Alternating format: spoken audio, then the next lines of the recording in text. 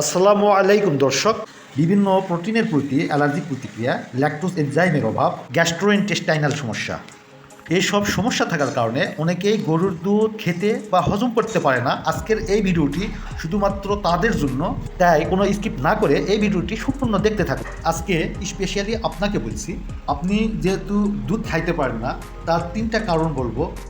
এক, দেখুন আমাদের গরুর দুধের যে বিভিন্ন প্রকার প্রোটিনের যে উৎস রয়েছে তার প্রতি হয়তো বা আপনার শরীরে অ্যালার্জিক প্রতিক্রিয়া রয়েছে।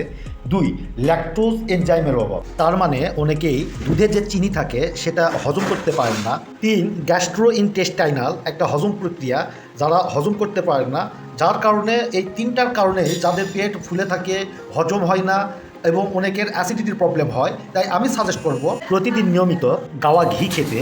আর এই জায়গাতেই মেন প্রবলেম। সচরাচর বাজারে যেখানে 80% ঘি হচ্ছে ভেজালযুক্ত, তাহলে খাঁটি গাওয়া ঘি আপনারা কোথায় খুঁজে পাবেন? আর এই জায়গাতেই আমরা আপনাদের হেল্প করতেছি।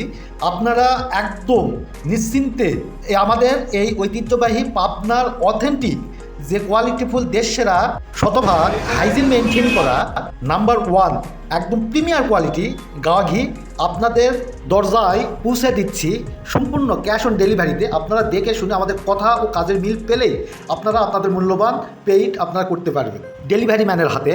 তাই দ্রুত অর্ডার করতে আমাদের এই ভিডিওর ডিসক্রিপশানে যে মোবাইল নাম্বার রয়েছে সেখানে যোগাযোগ করে, কিংবা আমাদের যে মেসেজ অপশান রয়েছে সেখানে আপনার পূর্ণ অ্যাড্রেস লিখে আমাদের ইনবক্সে মেসেজ করুন আপনার মূল্যবান অর্ডারটি কনফার্ম করতে। আজ এই পর্যন্ত সবার সুস্থতা কামনা করে এস্টিমন ফুড সার্ভিসের পক্ষ থেকে আমি আবুল বাশার বিদায় নিচ্ছি। আসসালামু আলাইকুম রহমতুল্লাহি ওয়া বারাকাতুহু।